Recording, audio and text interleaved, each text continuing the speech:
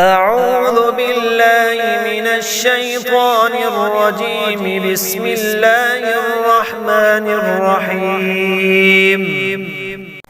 يا أيها الذين آمنوا اذكروا نعمة الله عليكم إذ جاءتكم جنود فأرسلنا عليهم ريحا وجنودا لم تروها وكان الله بما تعملون بصيرا.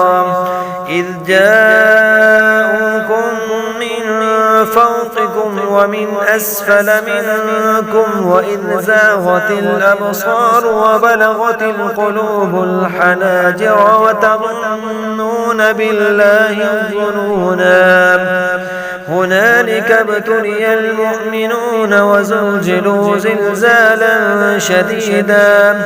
وإذ يقول المنافقون والذين في قلوبهم مرض ما وعدنا الله ورسوله إلا غرورا. وإذ قالت طائفة منهم يا أهل يثرب لا مقام لكم فارجعوا. ويستأذن فريق منهم النبي يقولون إن بيوتنا عورة وما هي بعورة إن يريدون إلا فرارا. ولو دخلت عليهم من أقطارها ثم سئلوا الفتنة لآتوها وما تلبثوا بها إلا يسيرا. ولقد كانوا عاهدوا الله من قبل لا يولون الأدبار وكان عهد الله مسؤولا. قل لن ينفعكم الفرار إن فررتم من الموت أو القتل وإذا لا تمتعون إلا قليلا.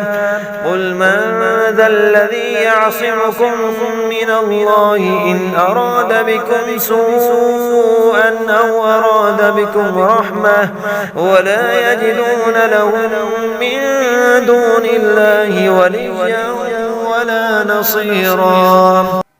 قد يعلم الله المعوقين منكم والقائلين لإخوانهم هلم إلينا ولا يأتون البأس إلا قليلا. شحة عليكم فإذا جاء الخوف رأيتهم ينظرون إليك تدور أعينهم كالذي يغشى عليه من الموت. فإذا ذهب الخوف سلقوكم بألسنة حداد أشحة على الخير أولئك لم يؤمنوا فأحبط الله أعمالهم وكان ذلك على الله يسيرا. يحسبون الأحزاب لم يذهبوا وإن يأتي الأحزاب يودوا لو أنهم بادون في الأعراب يسألون عن أنبائكم ولو كانوا فيكم ما قاتلوا إلا قليلا.